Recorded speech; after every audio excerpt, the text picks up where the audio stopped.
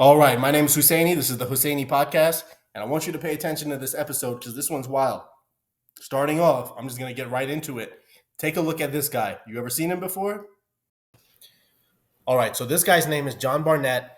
He's a 30-year employee of Boeing, and he retired in 2017 as a quality manager. So pretty much this guy is responsible for making sure that the planes coming out of the assembly line in Boeing are up to standards, up to par with safety and compliant with the FAA and company policy. So why are we talking about him? Well, during his tenure at Boeing, he started noticing that the safety standards and manufacturing process that Boeing was taking to make their planes was subpar. It was shitty. They were cutting corners and putting a lot of people's lives at risk by doing that. So, what did he do?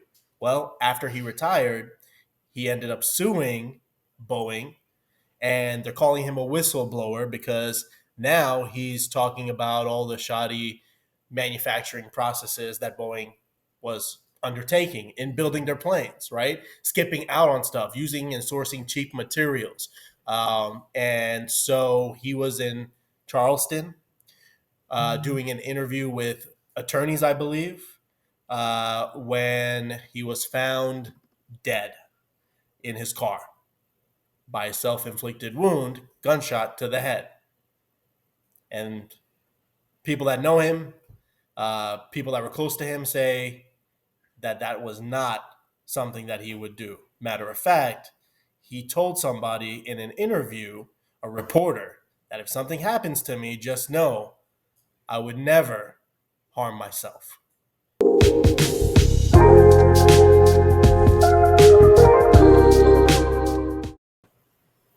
All right, so John Barnett's found dead in his car, self-inflicted gunshot wound to the head outside of a hotel that he's staying at when he's interviewing with Boeing attorneys, right? So, by the way, this is something that this guy was working on for years, trying to oust Boeing as a company with their shoddy safety procedures. And this is from a news source breaking the story, which, by the way, broke a couple of days ago. But let's take a look at this and we'll get right back to the analysis. Police in Charleston, South Carolina tell NBC News they are aware of the death of a former Boeing employee turned whistleblower.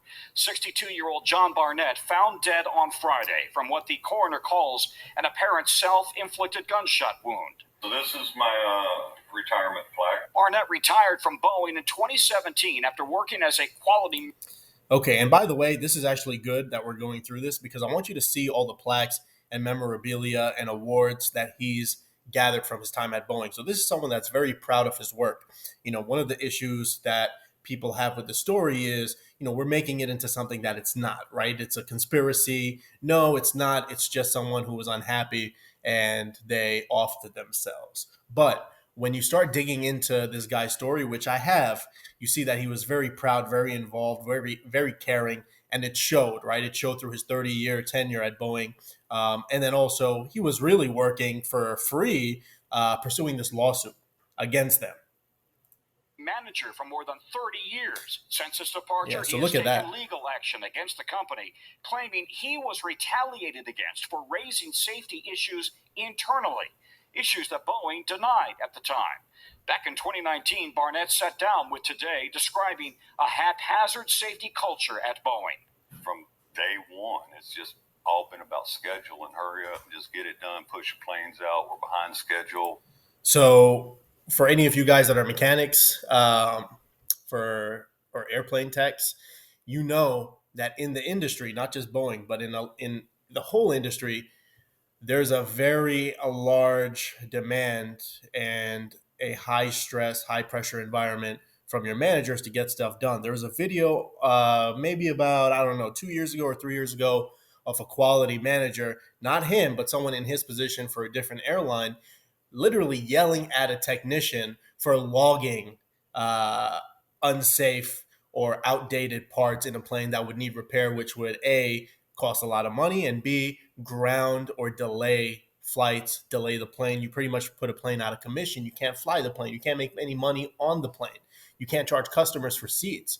So yes, it's very standard and unfortunately normal for quality managers and then departmental managers to come down on the techs whose jobs are to make sure the planes are safe, right? Repair the planes in a safe way and log it. And a lot of the times they are under a lot of pressure not to do that. So, let, I don't know, a bolt be missing here and there instead of having to special order it and wait 3 weeks. And as you know, we'll talk about it later in the video, what happens eventually to a door when you leave a bolt off it or use an old screw. Well, in the case of Boeing, the door ripped off mid-flight. We don't have time to worry about issues that y'all bring up. In 2017, the FAA released a review upholding many of Barnett's concerns. With regards to his sudden death, the company released a statement writing, "We are saddened by Mr. Barnett's passing, and our thoughts are with his family and friends." So pretty much Boeing goes, oh, that 30-year veteran from our company? Well, that fucking sucks. Anyways, let's move on, right? That's pretty much what they're saying with that statement. So that's a brief summary of John Barnett and the situation up until today. So the question becomes, what was John Barnett trying to expose? He was deemed a whistleblower. A whistleblower is somebody that exposes an organization or some type of system when they're not supposed to. And it could be because he signed an agreement, but whatever the case may be, he was speaking out against Boeing and it allegedly got him killed. So what was the big deal, right? I think to understand this question, we have to go back to 2018. There's an airline called Lion Air, and they had a flight 610 that crashed. The thing is, they brought in an analyst, and I want to get this guy's name right, to figure out why the plane crashed. So let's see. His name is Jerry Sojatman, and he's a flight analysis. So what his company does is figure out when things go wrong, why did they go wrong? They tear down a plane, they tear down schematics, they try to look at the black box and just figure out what went wrong. And what he noticed was there was a computer system on the plane that was supposed to adjust the nose of the plane. Well, really, it's the opposite. It was supposed to adjust the tail of the plane from diving or going, unleveled. So if the nose was diving, it would adjust the rudder, I believe. Is the rudder the one that goes left to right, or is it the one that goes up and down? But either way, it adjusts the tail of the plane electronically without the assistance of the pilot to get it back to level. And what this guy realized was after taking off about 2,000 feet, the plane started to nosedive. It went up to 5,000 feet, was level, and then started to get off its plane. Again, no pun intended. And so eventually the plane nosedives into the Java Sea and kills 189 people. And this was from what I'm looking at, Hada International Airport. It was a domestic flight, and it was going to Depati Amir Airport. That's in Indonesia. So this is October 29th, 2018. So 13 minutes after takeoff, this plane nosedives because of a computer system that was on the plane. And eventually we find out that Boeing on the 737 MAX aircraft, and by the way, this is a new plane. So a lot of the planes you see nowadays, when you go to the airport, a majority of that fleet may be 5, 10, 15, 20, even 25 years old. This plane was released a year before this crash, this model. And the computer system that they put on this model, well, nobody knew, including the pilots, that it was even there. They failed to really teach the pilots and tell them what was on the plane. So that's the first hint that this guy sees to indicate, wow, something's going on here with these electronics and it doesn't seem normal. All right, so here's a picture, or I guess a video, of the unveiling of the 737. This was a huge plane in terms of not size, but just the hype. This was Boeing's latest and greatest technological success.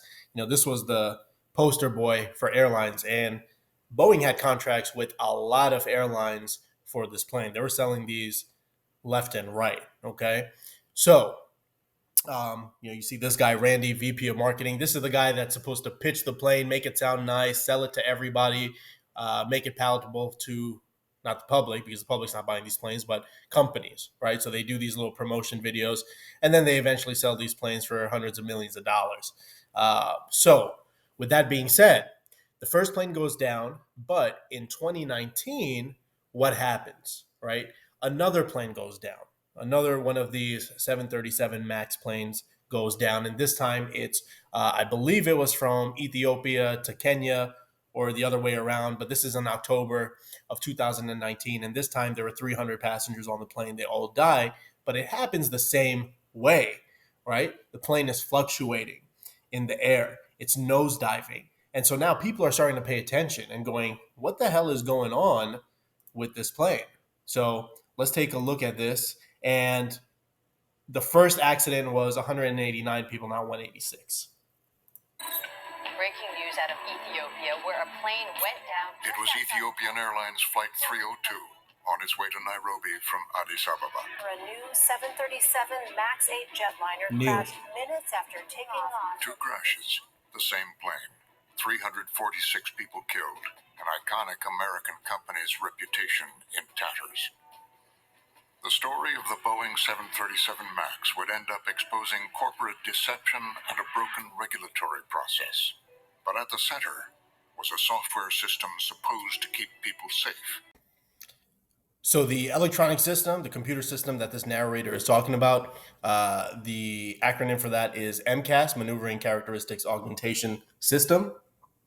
And so this system was placed on the outside of the plane. That was the problem. And it was sensors that were placed on the cockpit, really the outside of the cockpit near the windows. And so the problem is anytime you have debris or birds or storms or anything that's going to hinder the sensor's ability to take in accurate input from the environment, the computer's going to think that the plane's doing something that it's not. And thus you had these nosedives and crazy sporadic behavior of these aircrafts that eventually led to them crashing. So the pilots are wondering what the hell is going on. The sensors are malfunctioning. The planes are crashing. And so what does Boeing do in response? Well, it did nothing. It blamed the pilots. It said that the pilots should have known and were technically trained, even though they weren't, on hitting a shutoff that would cut off the sensors and somehow save the plane, right? Midair while it's already fluctuating. So they blamed the pilots. They said that the pilots were doing their job. And so instead of grounding the planes, and grounding a plane means that you no longer fly throughout any airline that plane. You can't sell tickets. That's what it is. You can't sell tickets. Grounding a plane means you cannot sell the flights to that plane for an indefinite amount of time until those planes are inspected and brought back up to compliance to where they can continue flying. So Boeing did not do that, right? Boeing said the pilots fucked up. We're going to keep these planes in the air. And remember, while this is going on, nobody knows why this is happening. Nobody knows why these planes are repeatedly failing. Their systems are failing, right? No one knows what it is specifically. Yes, they've seen why the first plane crashed, but they don't know it's a systematic problem, is what I'm saying. Except one guy, John Barnett, who noticed this. Remember, these crashes are happening in 2018, 2019. John Barnett retired in 2017. And for the last 10 years, okay, I don't know if it was 10 years, it may have been 5 years, it may have been 30 years, but he was there for 30 years. He saw how Boeing operated, and it bugged him so much he wanted to pursue legal action against Boeing to hold them accountable. Now, pay attention to one thing. John Barnett retires in 2017, right? And by the way, why did he retire in 2017? Did he have to retire in 2017? Did he get fed up? Because the first time this MCAS system starts failing is 2018, a year after he retires. So he may have known of these issues that were going to start happening because of the safety failures, before they even started and said, you know what, fuck it, I'm out. I don't want to be a part of this. I'm going to pursue quality assurance in another fashion, in another way, aka let me actually hold Boeing accountable.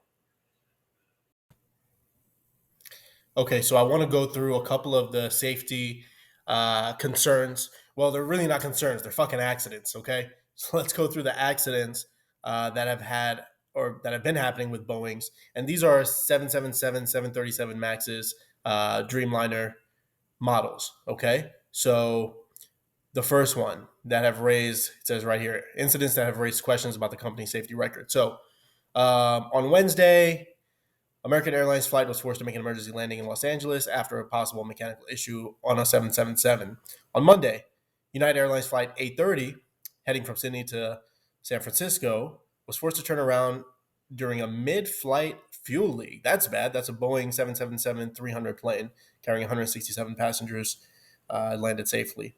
Earlier the same day, a 787 Dreamliner from Sydney to Auckland,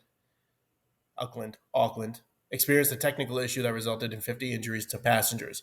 So this news article is keeping the accidents pretty kosher, right? It's keeping it G-rated.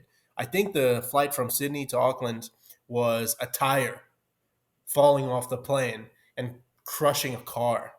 And I guess, when the tire falls, I've never been in a plane that happens in, but I'm assuming there's some type of uh, shaky trauma jolt, and people can feel it inside for that huge piece to come off like that. Um, Another Boeing was flying midair, and the door, right, the emergency door, just rips off. And they were saying in that news piece that if the person wasn't wearing a seatbelt, he would have flown out the window or out the door, and he would have died. Right?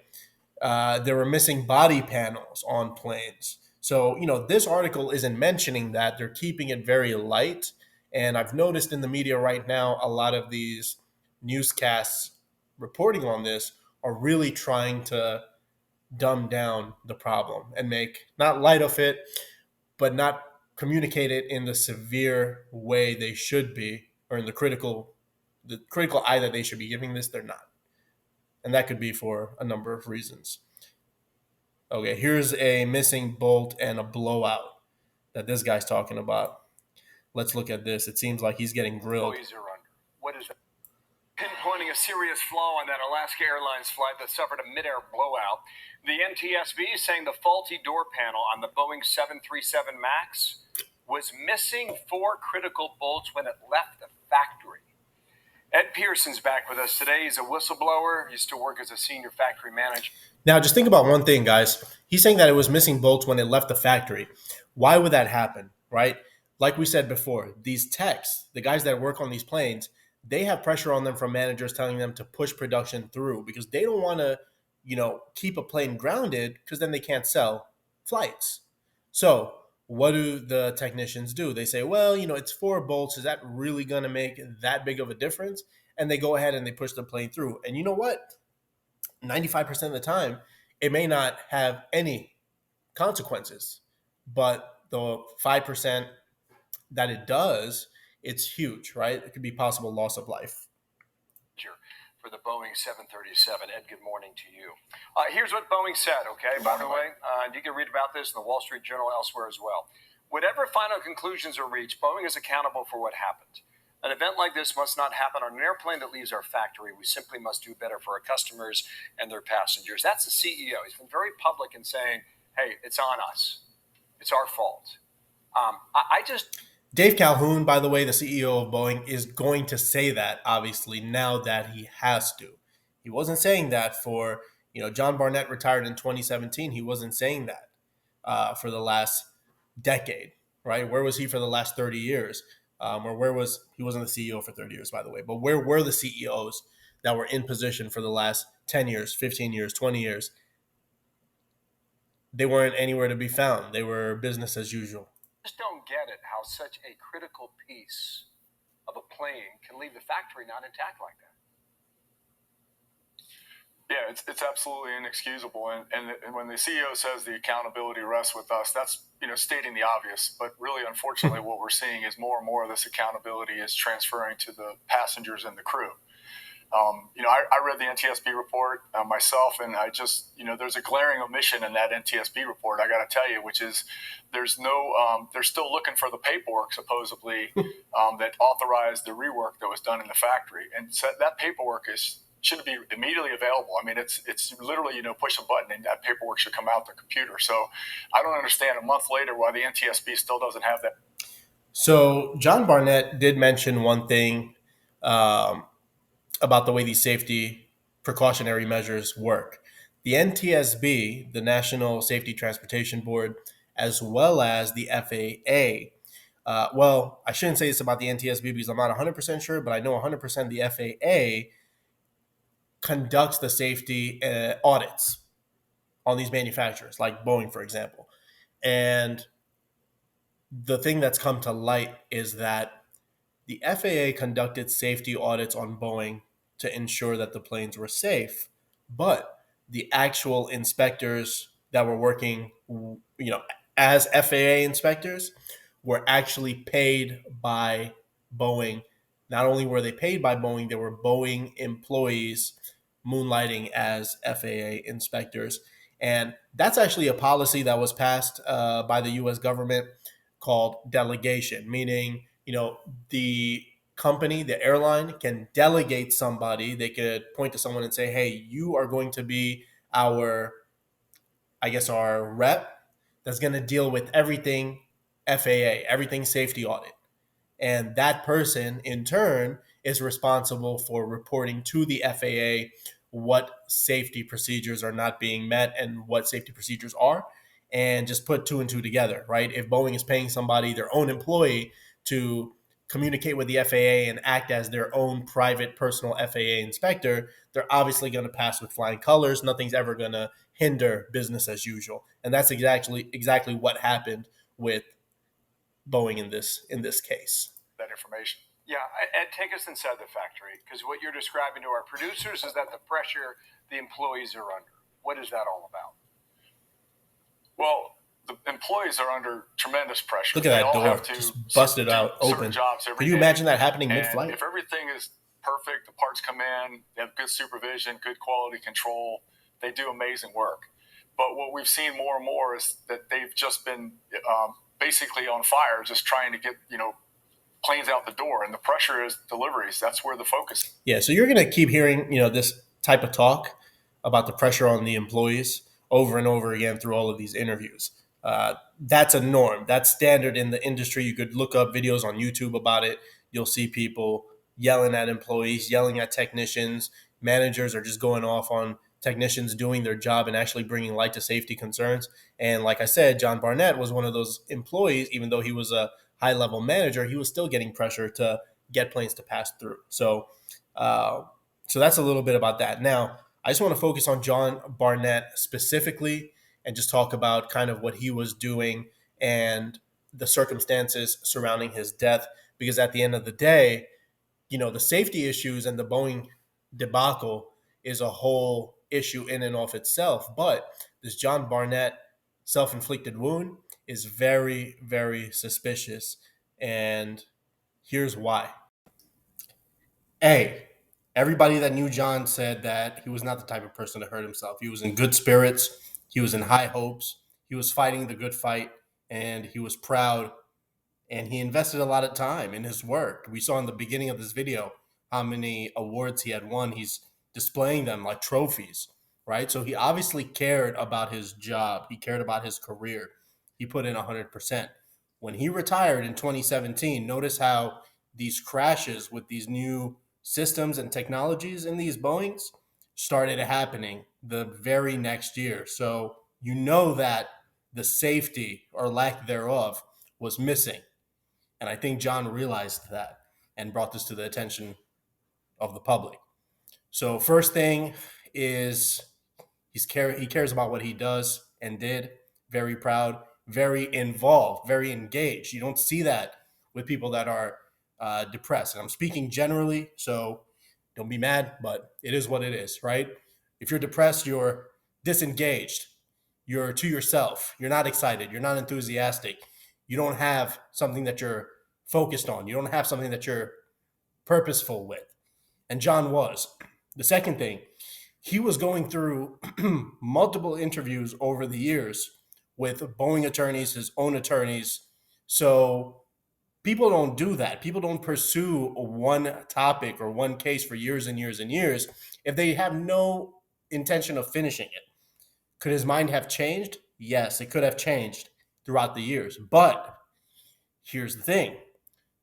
The day he got killed, the next day would have been the final interview with Boeing attorneys. Think about that. It would be the final interview, the final deposition, if you want to call it that, the final testimony. And so he was going to bring to light some very serious charges against Boeing.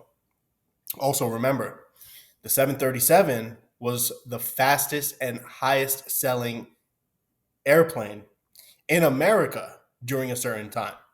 So each plane is worth hundreds of millions of dollars. So when you have somebody that's going to destroy that reputation, as it already was beginning to in 2018, you have reason to be afraid as a company, right? And here's the thing that you're not going to see publicized, but there are articles out there, so do your research. The police investigation on this apparent suicide. The investigators came back and dusted his vehicle for prints. And you're not going to do that when you have a self-inflicted wound, death. You're just not. You dust for prints when there's something suspicious. So they made it look like he shot himself in the head. Why would they do that? Well, because they have a lot to lose. Boeing is a legacy corporation, what we call a legacy corporation. You have companies like Facebook, you have companies like X, Twitter, that were started and they've been around for a long time. 10 years, 15 years, 20 years. But understand that there are corporations in this country that have been around for hundreds of years, 200 years. I think the oldest corporation, really speaking, is 150 years. But you get my drift, right? Boeing has been around for a very long time. You have companies that are in America realistically for 60 years, 70 years, 80 years. These are legacy corporations. They've built their name and their business through generations. They're not going to let one guy destroy that. And so, we're going to keep hearing about John Barnett, I think, as the investigation of his death keeps moving forward. And then even if they try to kill it, Boeing is still having problems with their planes. You're seeing event after event where a tire falls off, a door flies off, bolts are missing, panels are missing, there's something wrong with the fuselage, there's something wrong with the wings, there's a system failure in the fuel line, there's a system failure with the electronics. So, like it or not, they're going to have the scrutiny on them, and it's going to be their responsibility to correct it if they can. Now, what happens if they investigate John Barnett's death and they find out it was a murder? Well, how deep are they going to dig into that question? We'll find out. That's all I got for today, guys. Like, comment, and please subscribe. It just gives me some feedback on how y'all like the videos. And see you next time. Thanks.